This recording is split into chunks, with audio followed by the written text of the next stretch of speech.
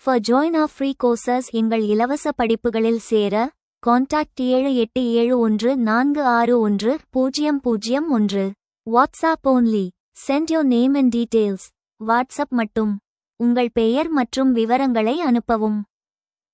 இந்தியாவில் உள்ள பல்வேறு வகையான உறவுமுறை முறைகளை பற்றி விவாதிக்கவும். இந்தியாவில் உறவுமுறை கின்ஷப் என்பது பிராந்தியம், மதம் மற்றும் கலாச்சாரத்தை பொறுத்து மாறுபடுகிறது. புகழ்பெற்ற சமூகவியலாளர் இராவதி கர்வே அவர்கள் இந்தியாவின் உறவுமுறைகளை 4 முக்கிய புவியியல் மண்டலங்களாக பிரித்துள்ளார். அவற்றை அடிப்படையாகக் கொண்டு இந்தியாவின் பல்வேறு வகையான உறவுமுறை அமைப்புகளை கீழே காணலாம். வட இந்திய உறவுமுறை த நார்தர்ன் ஜோன். இது சிந்து கங்கைச் சமவெளியை உள்ளடக்கியது. பஞ்சாப், உபி, பீகார் போன்றவை. தந்தை வழிச் சமூகம் பேட்ரியாக்கல், வாரிசுரிமை மற்றும் அதிகாரம் தந்தை வழியில் செல்கிறது. சபிண்டா விதி சபிண்டா ரூல். நெருங்கிய இரத்த உறவில் திருமணம் செய்வது கண்டிப்பாக தடை செய்யப்பட்டுள்ளது. தந்தை வழியில் 7 தலைமுறைகளும் தாய் வழியில் 5 தலைமுறைகளும் விலக்கப்பட வேண்டும். கிராமப்புறமண முறை வில்லேஜ் எக்ஸாகமி. ஒரே கிராமத்தைச் சேர்ந்தவர்கள் ஒருவருக்கொருவர் சகோதர சகோதரி உறவாக கருதப்படுவதால் மாப்பிள்ளை அல்லது பெண் வேறு கிராமத்திலிருந்து தேர்ந்தெடுக்கப்படுவர். உயர்வு தாழ்வு நிலை ஹைப்பகமி. பெண் வீட்டார் வைஃப் கிவர்ஸ் எப்போதும் மாப்பிள்ளை வீட்டாருக்கு வைஃப் டேக்கர்ஸ் ஒரு படி கீழானவர்களாக கருதப்படுவார்கள்.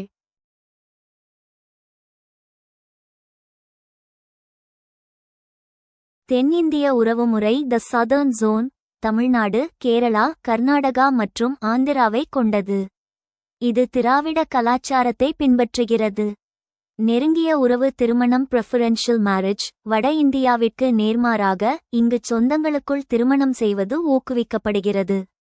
முறை பெண் பையன் திருமணம் கிராஸ் கசன் மேரேஜ். அத்தை மகள் அல்லது மாமன் மகளை திருமணம் செய்வது மிகச் சாதாரணமான வழக்கம்.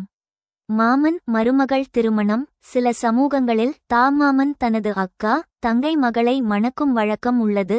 ஆந்திரா மற்றும் தமிழ்நாட்டில் அதிகம். சமத்துவம். பெண் வீட்டாரும் மாப்பிள்ளை வீட்டாரும் பெரும்பாலும் சமமான அந்தஸ்தில் நடத்தப்படுகிறார்கள். நோக்கம் சொத்து குடும்பத்தை விட்டு வெளியேறாமல் இருப்பதையும் உறவு பிணைப்பு வலுப்படுவதையும் இது உறுதி செய்கிறது. மத்திய இந்திய உறவுமுறை த சென்ட்ரல் ஜோன். மகாராஷ்டிரா, மத்திய பிரதேசம் மற்றும் ஒடிசாவின் சில பகுதிகள். கலப்பு கலாச்சாரம். இது வடக்கு மற்றும் தெற்கு பகுதிகளுக்கு இடைப்பட்ட ஒரு மாற்ற மண்டலம் டிரான்சிஷன் ஜோன். இங்கு வடக்கின் மொழியியல் தாக்கம் இருந்தாலும் தெற்கின் திருமண முறைகள் உறவுக்குள் திருமணம் சில சாதிகளிடம் காணப்படுகிறது. உதாரணமாக மகாராஷ்டிராவில் மராத்தியர்களிடம் தாய்மாமன் மகளை மணக்கும் வழக்கம் உள்ளது. கிழக்கு மற்றும் வடகிழக்கு உறவுமுறை ஈஸ்டர்ன் ஜோன். இது மேற்கு வங்கம், அஸ்ஸாம் மற்றும் வடகிழக்கு மலைவாழ் மக்களை உள்ளடக்கியது. தாய்வழிச் சமூகம் மேட்ரிலினியல் சிஸ்டம். மேகாலயாவின் காசி மற்றும் காரோ பழங்குடியினரிடையே தாய்வழி உறவுமுறை பின்பற்றப்படுகிறது.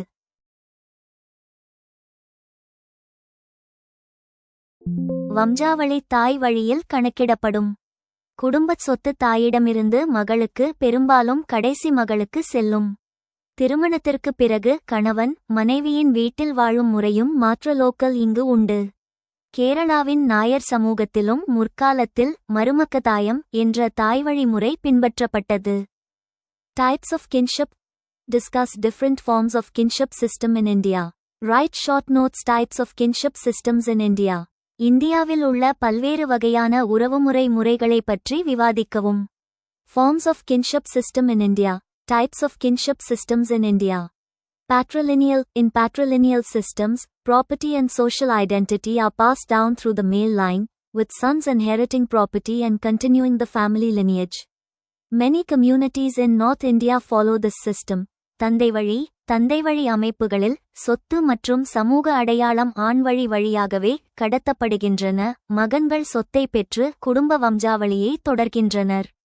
வட இந்தியாவில் பல சமூகங்கள் இந்த முறையை பின்பற்றுகின்றன. Matrilineal. In matrilineal systems, property and social identity are passed down through the female line, with daughters inheriting property and continuing the family lineage. Some communities in South India, such as the Nayars of Kerala, follow this system. தாய்வழி அமைப்புகளில் சொத்து மற்றும் சமூக அடையாளம் பெண்வழி வழியாகவே கடத்தப்படுகிறது. மகள்கள் சொத்தை பெற்று குடும்ப வம்சாவளியை தொடர்கின்றனர். கேரளாவின் நாயர்கள் போன்ற தென்னிந்தியாவில் உள்ள சில சமூகங்கள் இந்த முறையை பின்பற்றுகின்றன. In bilateral systems, both patrilineal and matrilineal lines are recognized, with property and social identity being passed down through both male and female lines. இருதரப்பு அமைப்புகளில் தந்தைவழி மற்றும் தாய்வழி வம்சாவளி இரண்டும் அங்கீகரிக்கப்படுகின்றன. சொத்து மற்றும் சமூக அடையாளம் ஆண் மற்றும் பெண் வழிகள் வழியாகவே கடத்தப்படுகிறது.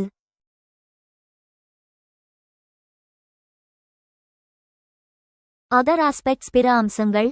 Joint family. In joint families, multiple generations live together, with shared property and responsibilities.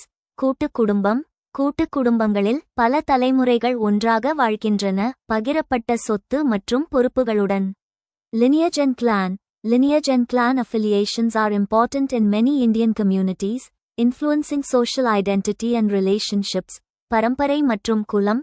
பல இந்திய சமூகங்களில் பரம்பரை மற்றும் குல இணைப்புகள் முக்கியமானவை, சமூக அடையாளம் மற்றும் உறவுகளை பாதிக்கின்றன. The kinship system in India is diverse, reflecting the country's complex social and cultural landscape. Different forms of kinship systems have significant implications for social relationships, property rights, and family dynamics.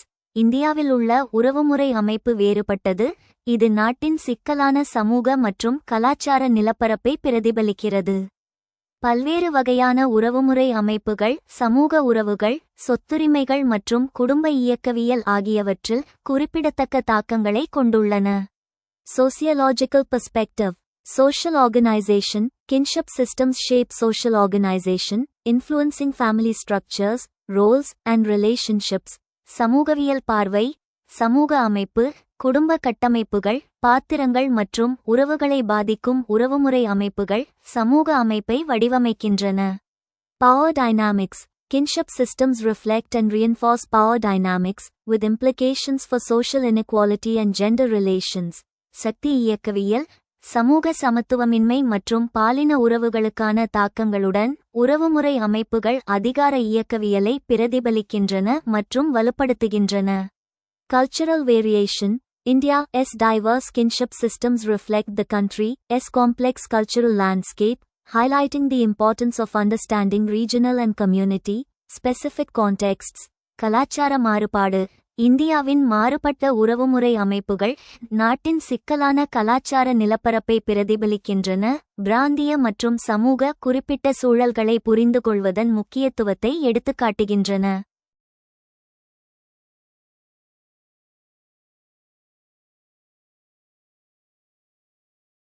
Write short note. Regional variation in kinship system. உறவினர் அமைப்பில் பிராந்திய மாறுபாடு குறித்து சிறு குறிப்பு எழுதுங்கள். Regional variation in kinship system. உறவுமுறை அமைப்பில் பிராந்திய மாறுபாடு.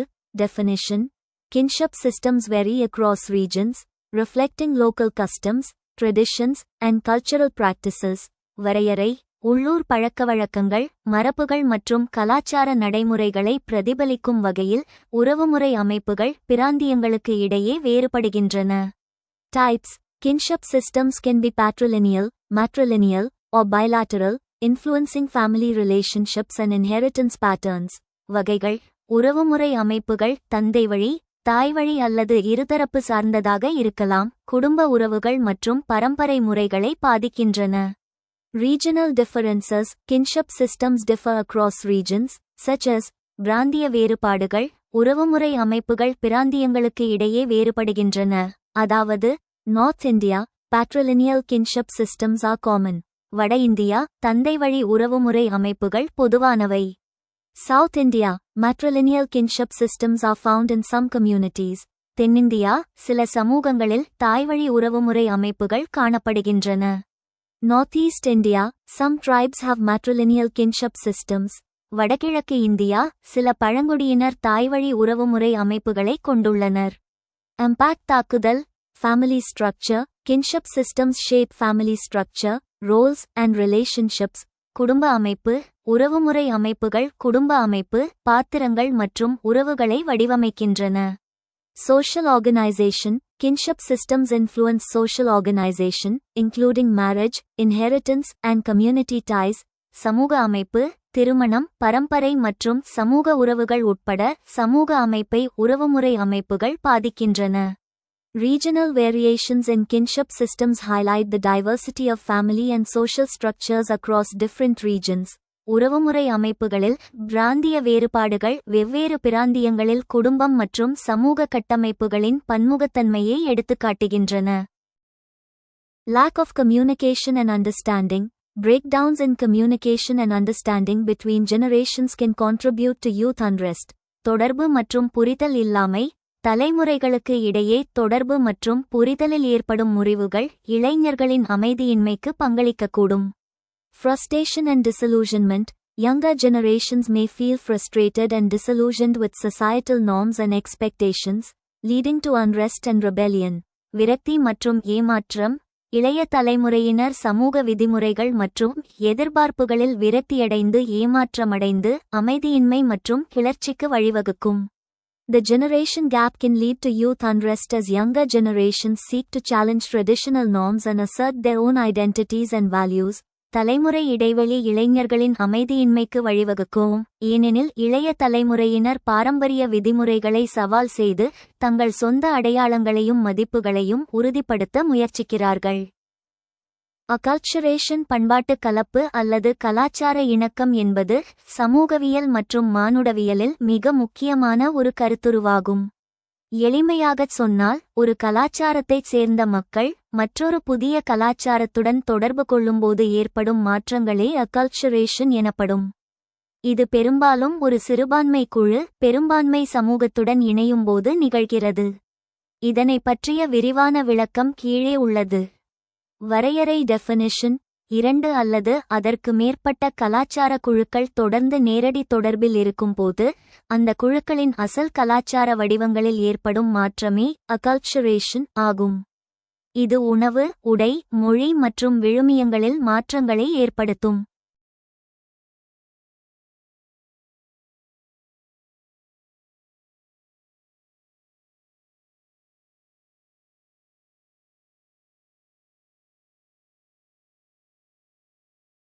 நான்கு வகையான அணுகுமுறைகள். 4 strategies of acculturation.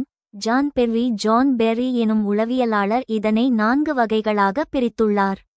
ஒரு நபர் புதிய கலாச்சாரத்தை எப்படி எதிர்கொள்கிறார் என்பதை பொறுத்து இது அமையும்.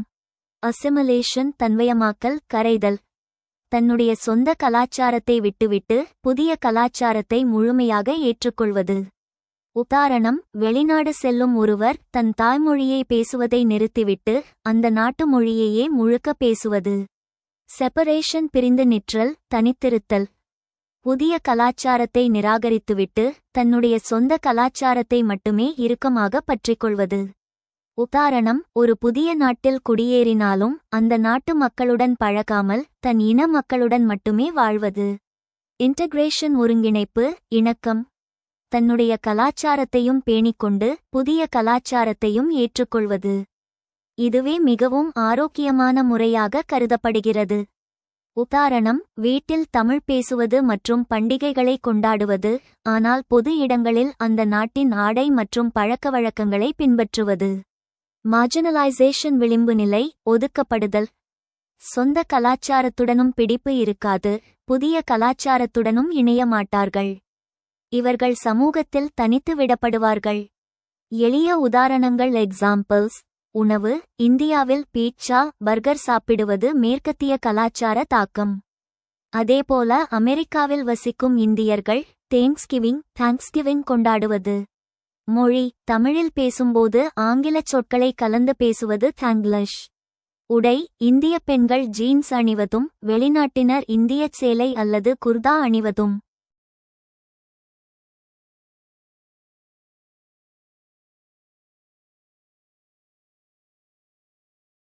என்கல்ச்சுரேஷன். பண்பாட்டுமயமாதல் என்பது ஒரு நபர் தனது சொந்த கலாச்சாரத்தை கற்றுக்கொள்ளும் செயல்முறையாகும்.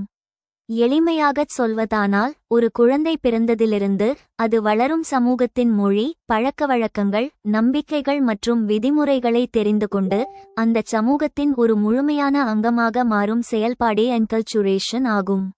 வரையறை டெஃபினிஷன்: ஒரு தனிநபர் தான் வாழும் சமூகத்தின் தேவைகளுக்கு ஏற்ப அந்தச் சமூகத்தின் கலாச்சார கூறுகளை கற்றுக்கொண்டு உள்வாங்கும் இன்டர்னலைஸ் செயல்முறையே பண்பாட்டுமயமாதல் எனப்படும்.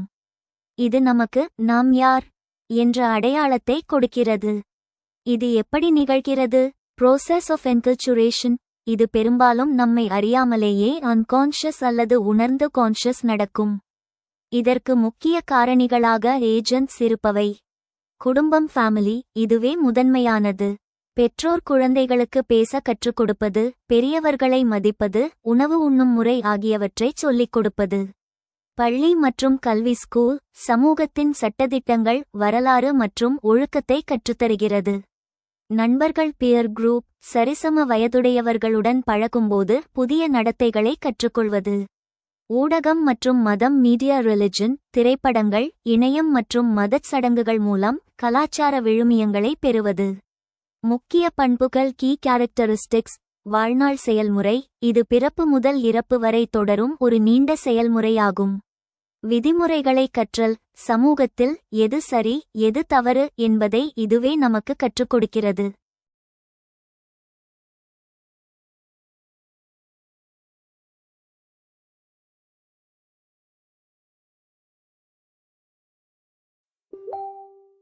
தக்கவைத்தல்: இது ஒரு கலாச்சாரத்தை அடுத்த தலைமுறைக்கு கடத்தவும் அழியாமல் பாதுகாக்கவும் உதவுகிறது.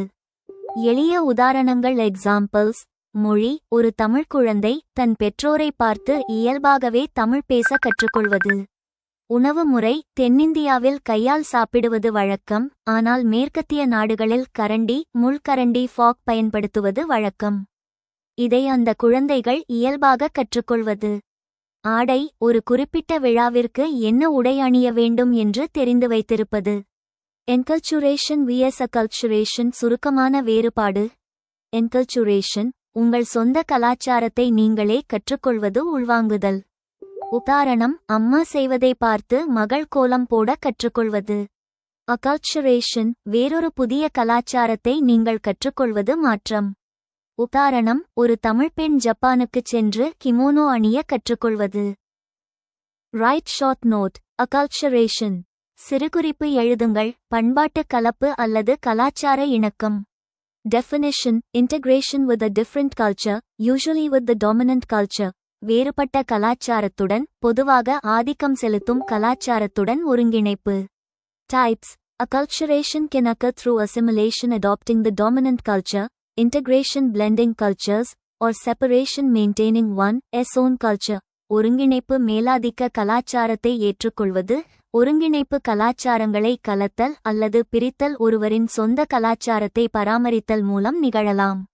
Impact: acculturation can influence values, behaviors, and identity, shaping individual and group experiences. தாக்கம்: பண்பாடு என்பது மதிப்புகள், நடத்தைகள் மற்றும் அடையாளத்தை பாதித்து தனிநபர் மற்றும் குழு அனுபவங்களை வடிவமைக்கும். Examples: migration. Immigrants often undergo acculturation as they adapt to a new culture. இடம்பெயர்வு: புலம்பெயர்ந்தோர் பெரும்பாலும் ஒரு புதிய கலாச்சாரத்திற்கு ஏற்ப பண்பாட்டுக்கு உட்படுகிறார்கள்.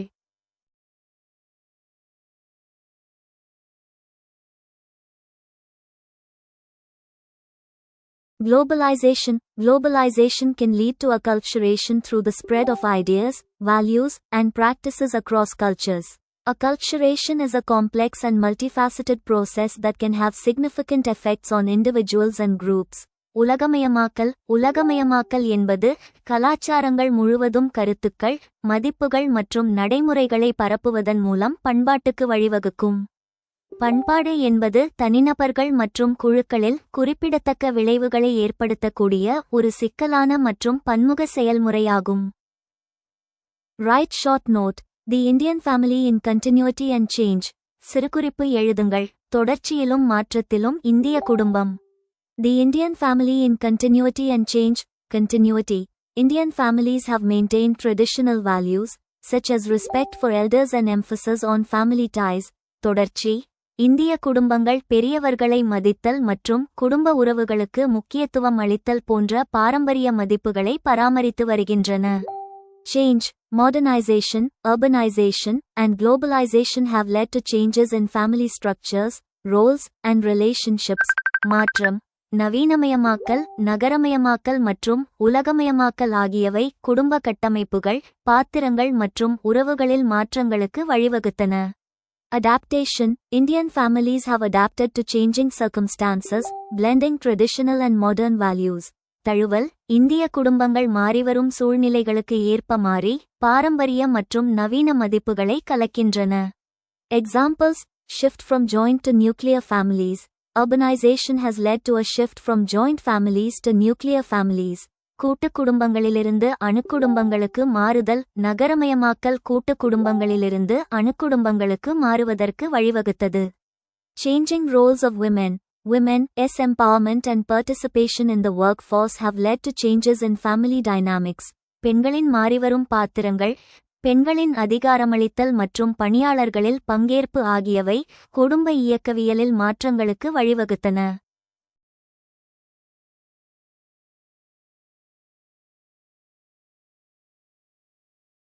The Indian family is a dynamic institution, balancing continuity and change in response to social, economic, and cultural transformations. இந்திய குடும்பம் ஒரு மாறும் நிறுவனமாகவும், இது சமூக, பொருளாதார மற்றும் கலாச்சார மாற்றங்களுக்கு ஏற்ப தொடர்ச்சியையும் மாற்றத்தையும் சமநிலைப்படுத்துகிறது. இந்தியாவில் இளைஞர்களின் செயல்பாடுகளுக்கு தலைமுறை பிரிவினை எந்த அளவுக்கு காரணமாக உள்ளது? தேசிய சவால்களுக்கு இந்திய இளைஞர்கள் பதிலளிக்க தவறுவது ஏன்? இந்தியாவில் தலைமுறை பிரிவினை ஜெனரேஷனல் டிஸஃபிலியேஷன் என்பது இளைஞர்களின் செயல்பாடுகளில், குறிப்பாக அவர்கள் தேசிய சவால்களை எதிர்கொள்ளும் விதத்தில் ஆழமான தாக்கத்தை ஏற்படுத்தியுள்ளது. சமூகவியலில் ஜெனரேஷனல் டிஸஃபிலியேஷன் என்பது இளைஞர்கள் முந்தைய தலைமுறையினர் அமைத்த அரசியல், சமூகம் மற்றும் மத நிறுவனங்களிலிருந்து விலகி நிற்பதை குறிக்கிறது. இந்திய இளைஞர்கள் ஏன் தேசிய சவால்களுக்கு தீவிரமாக பதிலளிக்க தவறுகிறார்கள் என்பதற்கான சமூகவியல் மற்றும் உளவியல் காரணங்களை இங்கே விரிவாக காண்போம். தலைமுறை பிரிவினை ஜெனரேஷனல் டிஸஃபிலியேஷன் ஏற்படுத்தும் தாக்கம். இன்றைய இளைஞர்கள் முந்தைய தலைமுறையைப் போல அரசியல் கட்சிகள், தொழிற்சங்கங்கள் அல்லது மத அமைப்புகளுடன் தங்களை இறுக்கமாக பிணைத்துக் கொள்வதில்லை. நிறுவனங்கள் மீதான அவநம்பிக்கை, இந்த அமைப்பு சரியில்லை, இதை மாற்ற முடியாது என்ற எண்ணம் சினிசிசம் இளைஞர்களிடம் அதிகரித்துள்ளது. அரசியல்வாதிகள் மற்றும் அதிகாரிகள் மீதான நம்பிக்கையின்மை அவர்களை தேசிய பிரச்சினைகளில் இருந்து விலகி நிற்கச் செய்கிறது. தனிமனிதவாதம் இண்டிவிஜுவலிசம், கூட்டுச் சமூகமாக கலெக்டிவிசம் இருந்த இந்திய சமூகம் தற்போது தனிமனித வெற்றியை மட்டுமே கொண்டாடும் சமூகமாக மாறி வருகிறது. தேசம் வளர்வதை விட நான் வளர்வது முக்கியம் என்ற மனநிலை தலைமுறை இடைவெளியால் உருவாகியுள்ளது.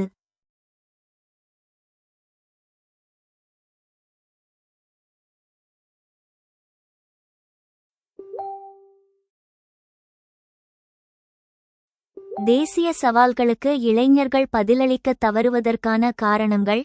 இளைஞர்கள் திறமையற்றவர்கள் என்பதல்ல, ஆனால் அவர்கள் எதிர்கொள்ளும் சூழல் அவர்களை செயல்பட விடாமல் தடுக்கிறது. பொருளாதார பாதுகாப்பின்மை, எக்கனாமிக் இன்செக்யூரிட்டி, இதுவே மிக முக்கிய காரணம். வேலையின்மை மற்றும் நிலையற்ற வேலைச்சூழல் கிக் எக்கானமி காரணமாக இளைஞர்களின் முழு கவனமும் பிழைப்பு நடத்துவதிலேயே சர்வைவல் இருக்கிறது.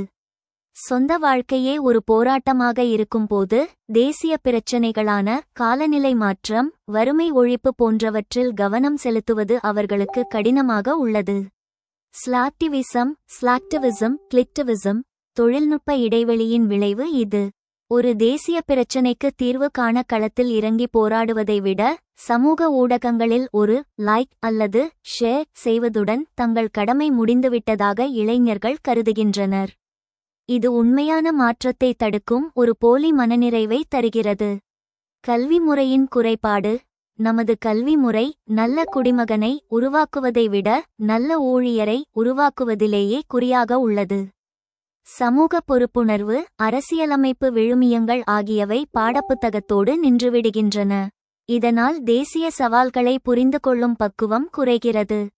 அறிவுசார் வெளியேற்றம், brain train as an escape route. இந்தியாவின் கட்டமைப்பைச் சீர்திருத்துவதை விட வளர்ந்த நாடுகளுக்குச் சென்று குடியேறுவதையே எக்ஸிட் ஆப்ஷன் பல திறமையான இளைஞர்கள் விரும்புகின்றனர். இதுவும் ஒரு வகை டிஸஃபிலியேஷன் தான். இங்கு எதுவும் மாறாது என்ற விரக்தியே இதற்கு காரணம்.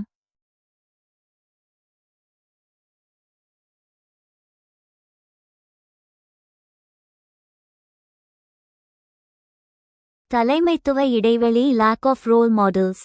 இளைஞர்களை வழிநடத்தும் அளவுக்கு தார்மீக அதிகாரம் கொண்ட தலைவர்கள் முந்தைய காலத்தில் காந்தி, காமராஜர், கலாம் போல இன்றைய சூழலில் குறைவு.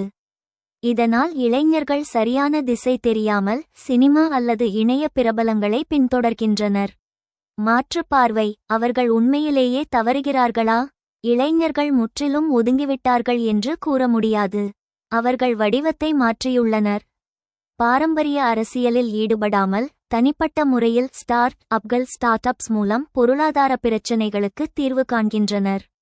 சுற்றுச்சூழல் பாதுகாப்பு, விலங்குகள் நலன் போன்ற குறிப்பிட்ட விஷயங்களில் இளைஞர்களின் ஈடுபாடு அதிகமாகவே உள்ளது. முடிவுரை. தலைமுறை பிரிவினை என்பது இளைஞர்களின் தவறு மட்டும் அல்ல, அது அவர்களை உள்ளடக்க தவறிய சமூக மற்றும் அரசியல் கட்டமைப்பின் தோல்வியுமாகும். அவர்களை தேசிய நீரோட்டத்தில் இணைக்க அரசியல் அமைப்புகள் அவர்களுக்கு நம்பிக்கையூட்டும் வகையிலும் அதிகாரம் அளிக்கும் வகையிலும் மாற வேண்டும்.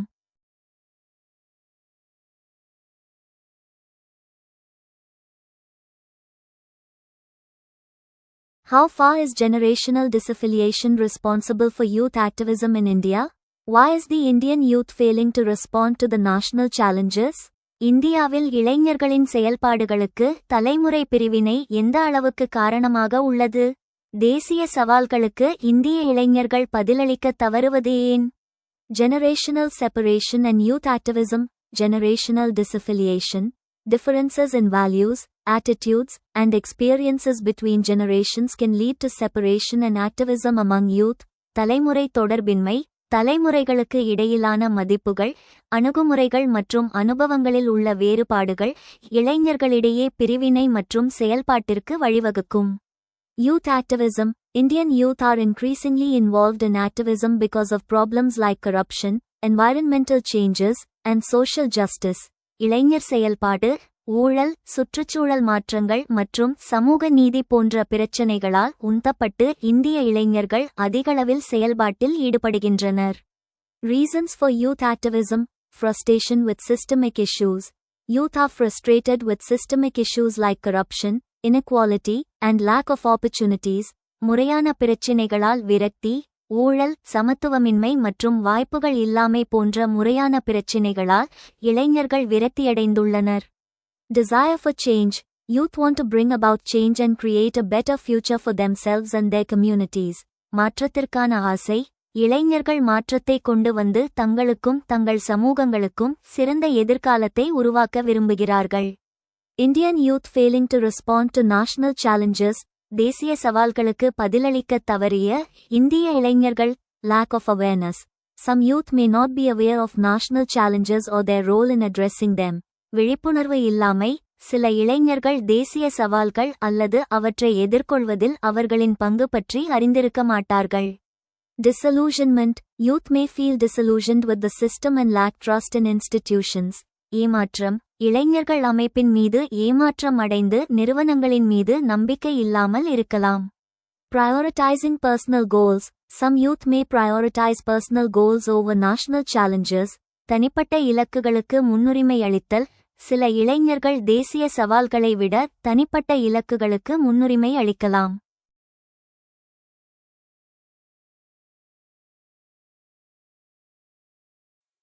Way forward. முன்னோக்கி செல்லும் வழி. Empowering youth. Empowering youth through education, skill development, and participation in decision-making processes can help address national challenges.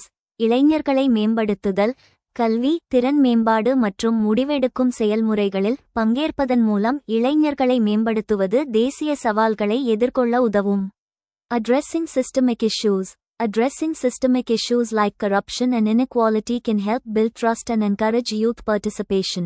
முறையான பிரச்சினைகளை நிவர்த்தி செய்தல், ஊழல் மற்றும் சமத்துவமின்மை போன்ற முறையான பிரச்சினைகளை நிவர்த்தி செய்வது நம்பிக்கையை வளர்க்கவும் இளைஞர்களின் பங்களிப்பை ஊக்குவிக்கவும் உதவும். இளைஞர் அமைதியின்மையின் வேர்களை ஆராயுங்கள். தேசிய வளர்ச்சிக்கு இளைஞர் சக்தியை எவ்வாறு வழிநடத்த முடியும்? இளைஞர் அமைதியின்மை யூத் அன்ரெஸ்ட் என்பது தனிநபர் பிரச்சினை அல்ல, அது ஒரு சமூக கட்டமைப்பின் எச்சரிக்கை மணி ஆகும். இந்தியாவில் மக்கள் தொகை ஈவுத்தொகை டெமோகிராஃபிக் டிவிடெண்ட் சாதகமாக இருந்தாலும் இளைஞர்களிடையே நிலவும் அமைதியின்மை அல்லது கொந்தளிப்பு தேசத்தின் வளர்ச்சியை பாதிக்கக்கூடியது.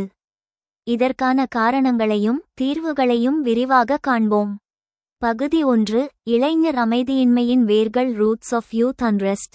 இளைஞர்களின் கோபம் மற்றும் விரக்திக்கு கீழ்க்கண்ட காரணிகள் அடிப்படையாக உள்ளன. பொருளாதார காரணிகள் எகனாமிக் ஃபேக்டர்ஸ்.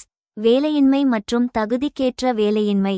படித்த படிப்புக்கு வேலை கிடைக்காதது அல்லது தகுதிக்கு குறைவான வேலை செய்வது அண்டர்எம்ப்ளாய்மெண்ட் இளைஞர்களிடம் பெரும் விரக்தியை ஏற்படுத்துகிறது. பொருளாதார ஏற்றத்தாழ்வு. பணக்காரர்கள் இன்னும் பணக்காரர்களாகிறார்கள் என்ற சமூக யதார்த்தம் நடுத்தர மற்றும் ஏழை இளைஞர்களிடம் ஒருவித வெறுப்புணர்வை ரிலேட்டிவ் டெப்ரிவேஷன் உருவாக்குகிறது.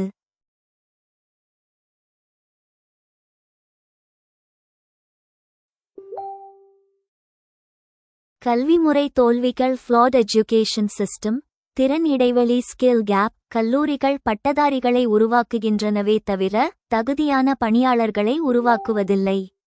ஏட்டுக் கல்விக்கும் தொழில்துறை தேவைக்கும் இடையே உள்ள பெரிய இடைவெளி அவர்களை திணறடிக்கிறது.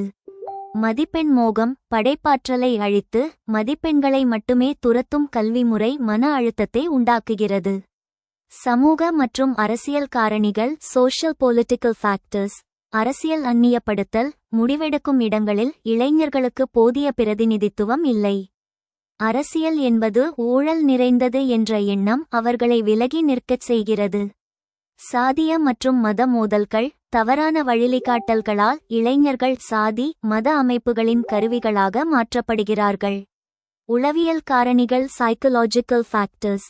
அடையாளச் சிக்கல் ஐடென்டிட்டி கிரைசிஸ். நான் யார்? சமூகத்தில் என் இடம் என்ன என்ற குழப்பம்.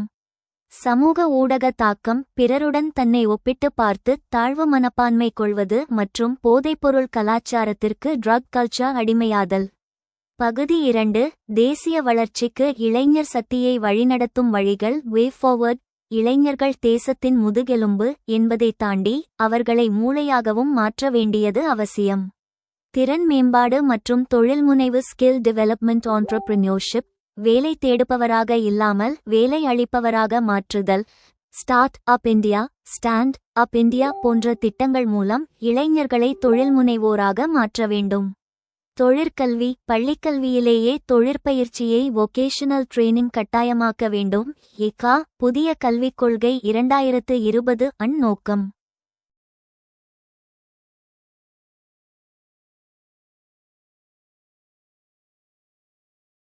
ஆக்கப்பூர்வமான அரசியல் ஈடுபாடு. இளைஞர் பாராளுமன்றம். ஊராட்சி முதல் பாராளுமன்றம் வரை இளைஞர்களுக்கு அதிகாரம் மற்றும் பொறுப்புகளை வழங்க வேண்டும். கொள்கை உருவாக்கம். அரசாங்க திட்டங்களை வகுக்கும் போது இளைஞர்களின் கருத்துக்களை கேட்க வேண்டும். விளையாட்டு மற்றும் கலை. இளைஞர்களின் அதிகப்படியான ஆற்றலை சர்ப்ளஸ் எனர்ஜி மடைமாற்றம் செய்ய விளையாட்டு மற்றும் கலைத்துறையில் வாய்ப்புகளை அதிகரிக்க வேண்டும். இது போதை பழக்கம் போன்ற தீய வழிகளில் அவர்கள் செல்வதை தடுக்கும். விழுமிய கல்வி. Value education. வெறும் பாடங்களை மட்டும் நடத்தாமல் சமூக பொறுப்புணர்வு அறநெறி எத்தக்ஸ் மற்றும் தேசப்பற்று ஆகியவற்றை மாணவர்களுக்கு கற்றுத்தர வேண்டும். NCC NSS போன்ற அமைப்புகளை வலுப்படுத்த வேண்டும். உளவியல் ஆதரவு. கல்வி நிறுவனங்களில் மனநல ஆலோசனை மையங்களை கவுன்சலிங் சென்டர்ஸ் அமைத்து அவர்களின் மன அழுத்தத்தை போக்க உதவ வேண்டும். முடிவுரை. இளைஞர் சக்தி என்பது ஒரு இருபக்க கூர்மையான கத்தி போன்றது. அதனை சரியாக பயன்படுத்தினால் நாடு வல்லரசாகும், தவறினால் அதுவே சமூகச் சீர்கேட்டிற்கு காரணமாகும். எனவே அவர்களை பிரச்சனையாக பார்க்காமல் தீர்வின் ஒரு பகுதியாக பார்ட் ஆஃப் த சொல்யூஷன் மாற்றுவதே அரசின் மற்றும் சமூகத்தின் கடமையாகும்.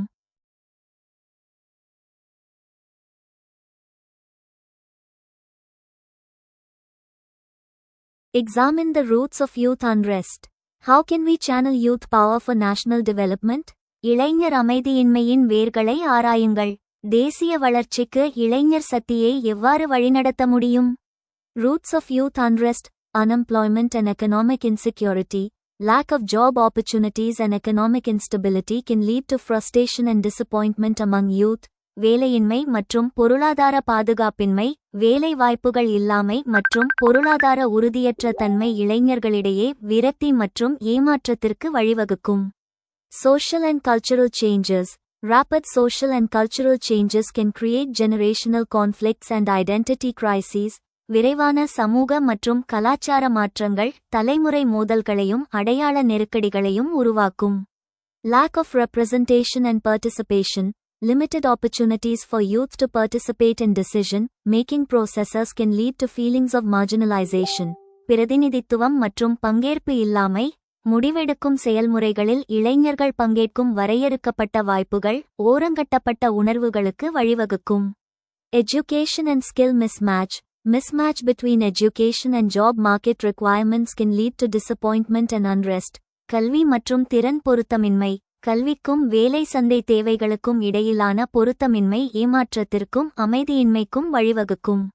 Leading youth power for national development. தேசிய வளர்ச்சிக்காக இளைஞர் சக்தியை வழிநடத்துதல். Education and skill development. Providing relevant education and skill training can empower youth to contribute to national development. Employment opportunities. Creating job opportunities and promoting entrepreneurship will help to develop youth energy and creativity. வேலை வாய்ப்புகளை உருவாக்குவதும் தொழில்முனைவோரை ஊக்குவிப்பதும் இளைஞர்களின் ஆற்றலையும் படைப்பாற்றலையும் வளர்க்க உதவும். Participation and representation. Getting young people involved in decision making will bring in their ideas and views. பங்கேற்பு மற்றும் பிரதிநிதித்துவம், முடிவெடுப்பதில் இளைஞர்களை ஈடுபடுத்துவது அவர்களின் கருத்துக்களையும் முன்னோக்குகளையும் கொண்டுவரும்.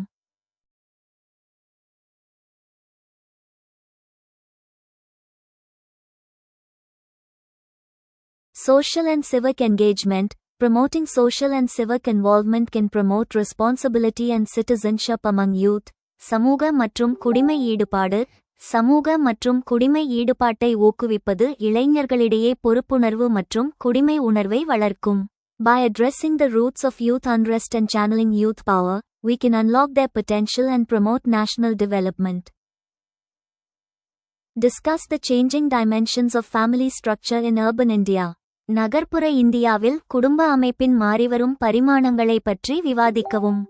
The family structure in urban India is undergoing significant transformations, driven by factors like urbanization, economic independence, and evolving social values. நகரமயமாக்கல், பொருளாதார சுதந்திரம் மற்றும் வளர்ந்து வரும் சமூக மதிப்புகள் போன்ற காரணிகளால் நகர்ப்புற இந்தியாவில் குடும்ப அமைப்பு குறிப்பிடத்தக்க மாற்றங்களுக்கு உட்பட்டு வருகிறது. Shifting from joint to nuclear families, கூட்டு குடும்பங்களிலிருந்து அணு குடும்பங்களுக்கு மாறுதல். Urbanization is leading to a rise in nuclear families, with 70% of urban households now adopting this structure, up from 52% in 1991. நகரமயமாக்கல் தனி குடும்பங்களின் அதிகரிப்புக்கு வழிவகுக்கிறது. நகர்ப்புற குடும்பங்களில் 70% இப்போது இந்த கட்டமைப்பை ஏற்றுக்கொள்கின்றன. இது 1991இல் 52% ஆக இருந்தது. Economic necessity, migration for work, and changing lifestyle preferences are contributing to this shift. Joint families, however, still maintain a strong presence, particularly in terms of emotional support and shared responsibilities. பொருளாதார தேவை, வேலைக்கான இடம்பெயர்வு மற்றும் மாறிவரும் வாழ்க்கை முறை விருப்பத் தேர்வுகள் இந்த மாற்றத்திற்கு பங்களிக்கின்றன. பெண்களின் அதிகாரமளித்தல் மற்றும் கல்வி ஆகியவை குடும்பங்களுக்குள் பாரம்பரிய பாத்திரங்களை மறுவரையறை செய்கின்றன. Changing roles and expectations. Women's empowerment and education are redefining traditional roles within families. Dual income households are becoming increasingly common, with 24% of urban women employed in formal sectors. இரட்டை வருமானம் கொண்ட குடும்பங்கள் பெருகிய முறையில் பொதுவானதாகி வருகின்றன. நகர்ப்புற பெண்களில் 24% பேர் முறையான துறைகளில் வேலை செய்கிறார்கள்.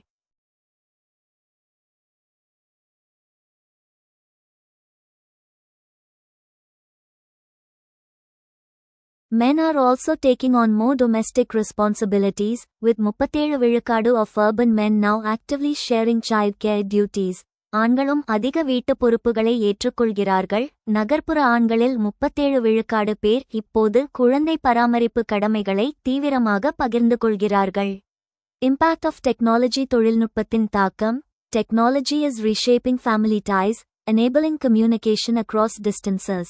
Virtual family gatherings and digital financial support systems are becoming more prevalent. However, excessive screen time can lead to emotional disconnect and decreased face-to-face interaction. தொழில்நுட்பம் குடும்ப உறவுகளை மறுவடிவமைத்து வருகிறது, தொலைதூரங்களில் தொடர்பு கொள்ள உதவுகிறது. மெய்நிகர் குடும்ப கூட்டங்கள் மற்றும் டிஜிட்டல் நிதி ஆதரவு அமைப்புகள் அதிகமாகி வருகின்றன. இருப்பினும் அதிகப்படியான திரைநேரம் உணர்ச்சி ரீதியான துண்டிப்புக்கு வழிவகுக்கும் மற்றும் நேருக்கு நேர் தொடர்பு குறைவதற்கு வழிவகுக்கும். Emerging trends. வளர்ந்து வரும் போக்குகள். Single parent households and cohabiting couples are gaining acceptance, albeit slowly. ஒற்றை பெற்றோர் குடும்பங்கள் மற்றும் இணைந்து வாழும் தம்பதிகள் மெதுவாக ஏற்றுக்கொள்ளப்படுகிறார்கள். Interfaith and inter-caste marriages are becoming more common, reflecting a shift towards individual choice and away from traditional norms. சமயம் மற்றும் சாதிகளுக்கு இடையேயான திருமணங்கள் மிகவும் பொதுவானதாகி வருகின்றன, இது தனிப்பட்ட தேர்வுக்கு மாறுவதையும் பாரம்பரிய விதிமுறைகளிலிருந்து விலகி இருப்பதையும் பிரதிபலிக்கிறது. Elderly care is becoming a growing concern, with nuclear families facing challenges in providing support. முதியோர் பராமரிப்பு வளர்ந்து வரும் கவலையாக மாறி வருகிறது, தனிக்குடும்பங்கள் ஆதரவை வழங்குவதில் சவால்களை எதிர்கொள்கின்றன. Challenges and opportunities. சவால்கள் மற்றும் வாய்ப்புகள். The shift towards nuclear families offers greater autonomy and privacy but can also lead to weakened family bonds and increased stress. தனிக்குடும்பங்களை நோக்கிய மாற்றம் அதிக சுயாட்சி மற்றும் தனியுரிமையை வழங்குகிறது, ஆனால் பலவீனமான குடும்ப பிணைப்புகள் மற்றும் அதிகரித்த மன அழுத்தத்திற்கும் வழிவகுக்கும்.